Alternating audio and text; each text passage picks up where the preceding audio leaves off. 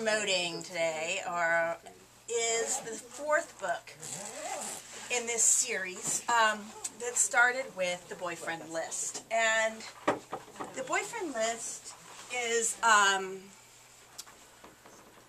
about this girl named Ruby Oliver who is sort of hyper-verbal, neurotic 15-year-old at the start of this series. And one thing I like to do when I start to write a piece of fiction, you know, once I've come up with kind of a character and a setting and maybe a set of issues that I'm interested in, maybe not issues the wrong word, but topics that I'm interested in writing about, is to try to generate a story by asking myself, what's the worst thing that can happen to my character? So in the first book, The Boyfriend List, Ruby is, you know, in a pretty good place in her life. She has her first real boyfriend. His name is Jackson Clark.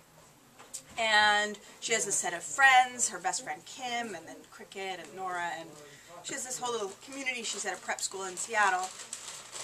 And then I asked myself, all right, so this is her setup. There's not really a problem, right? There's not a plot yet. So what's the worst thing that can happen? All that has to go up in smoke. So the worst thing that can happen is her boyfriend breaks up with her. All right. Well, when you're 15, yes, worst things could happen. But it's not that kind of a book. The apocalypse is far in the background. So her boyfriend breaks up with her. Well, all right, but what's the worst thing that can happen? Well, he breaks up with her for her best friend. What's the worst thing that can happen? Well, she loses her best friend, she loses her boyfriend, and then, in an attempt to get the boyfriend back, she kisses him at a school dance, and they get caught. What's the worst thing that can happen? All her friends turn against her for kissing somebody else's boyfriend. Their friend Kim. So she's lost all of her friends and her boyfriend, and she's gone. I'm always really interested in the sort of the totem pole, the hierarchy of whatever microcosm I'm writing about, and whether it's summer drama camp or prep school or boarding school or whatever it is, or the, you know, in the children's books, the universe of the bedroom that, you know, a bunch of little toys live in. But in all my books, people are navigating this kind of, you know, this social hierarchy and trying to move up it or trying to ignore it and pretend it doesn't exist. They're doing something to do with this social hierarchy. So Ruby goes from, you know, pretty high up on that social totem pole down to the very bottom, and she is a leper, as she calls it. And that, okay, so what's the worst thing that can happen?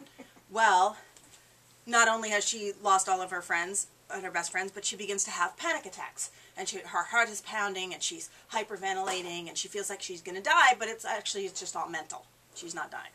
So her parents send her to the therapist. She doesn't want to go to the therapist. She won't talk to the therapist. You know, she's just kind of sulking and refusing to speak. And the therapist, Dr. Z, finally says, all right, you know, your mom told me you're having some issues with your boyfriend, and maybe let's just write down, why don't you just write down every boy that you've ever been interested in any kind of way. Hold hands with, we're, you know, crushing on, any kind of, it doesn't even have to be anything. If it seems important, write his name down and bring it next week. And maybe we'll have at least a piece of paper in front of us and we can start to have a conversation. I don't think any actual reputable therapist would do this, but suspend your disbelief. And so she goes home, and in every book, Dr. Z gives her some sort of semi-outrageous homework assignment that she has to do that then affects her life. So the first book is The Boyfriend List. So she makes this boyfriend list, and she writes down, she makes a rough draft because she keeps thinking of new boys, and she rearranges them, and she crosses some out, and da-da-da-da-da. And then she does something stupid, which is she throws the rough draft on her stationery that her grandma gave her with her name on the top in the trash at school, after copying it over into a nice neat draft to show the therapist. So what's the worst thing that can happen? Somebody finds it. What's the worst thing that can happen? That person is Kim. What's the worst thing that can happen? She photocopies it and distributes it. So now Ruby is not only a leper, she's a famous slut. Because everybody sees this long list of boys and thinks that it is a list different from the kind of list that it is. And there's a lot of speculation about all the kinds of slutty things this list must have to do with. So this is basically where Ruby's at, and the rest of the series is the chronicle of her survival at falling from the top of the social totem pole down to the bottom, and whether, does she want to crawl back up? Does she want to be that person? Does she, who is she going to be friends with? Is she going to be able to make new friends? Does she care about this boy, or does she not care about this boy? And what, trying to figure out how to be a good person when everybody is telling her that she's a bad person, right? The rest of her social universe is telling her that she's not worthy of friendship or romance. So so the books go on like that, and that's kind of the deal. And I've always been really interested in that social totem pole because I went to 2 different high schools. And I grew up in Seattle like Ruby did, but the first high school I went to was called the Northwest School of the Arts, Humanities, and the Environment. And it was just what you might think, very idealistic, and it was in this, like, sort of shabby school that, like, had been abandoned for many years, and then, like, the Northwest School invented itself and moved into this school building, and everybody wanted to be, some kind of artist, and it was very bohemian.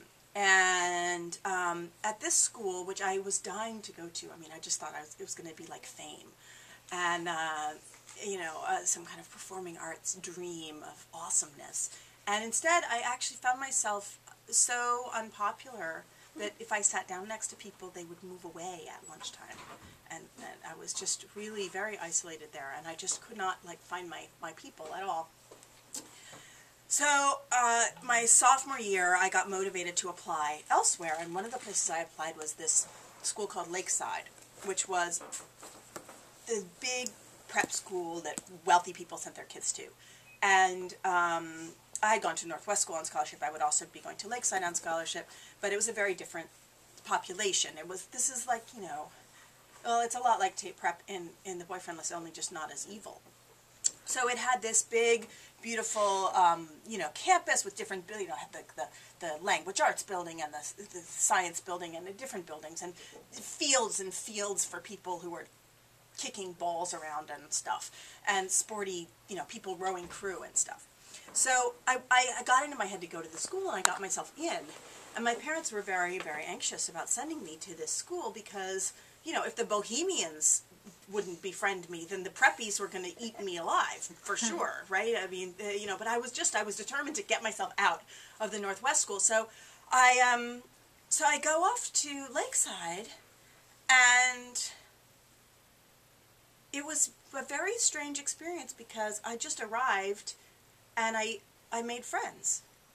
And I had boyfriends, and I was on the prom committee, and I was in the school play, and I did some sporty things, and I don't feel like I changed I did not reinvent myself. I showed up in a new location without the burden of the bad whatever that had gone on at the previous school. And I suddenly had a very happy social life, and it was just like I just had another chance. So I don't think it was the preppies versus the bohemians so much as it was just a chance to start fresh, and I didn't have to reinvent myself. I just found some people, and it was just a completely different social world. So I basically experienced high school from somewhere close to the top of that social totem pole, and also from pretty much the very bottom. And I don't think a lot of people get to do that. They're usually one or the other. And so that's part of what I was interested in writing these stories about Ruby was, to make it more dramatic, I have her fall, and it's the same community because the stakes are higher, right? If you switch characters, it's not the same story at all. But of course her situation is reversed from mine, right? That she's not rising from the bottom to the top; she's going the other way around. But that's kind of where my interest in it comes, because I got to observe high school from both of those positions, and and it has always been, and I also was always on scholarship, and that's something that, and then I went to Vassar in Poughkeepsie, near here, and was again, a scholarship student among a privileged community.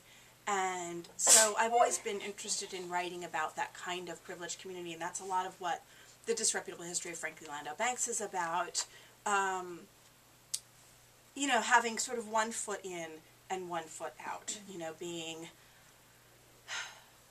in this community, but also not of it from the depths of my bones. I was just, came from a very different, funkier, single parent household. My mom was, a graduate student for a lot of my childhood, and, we shared houses with people and lived communally and made ends meet.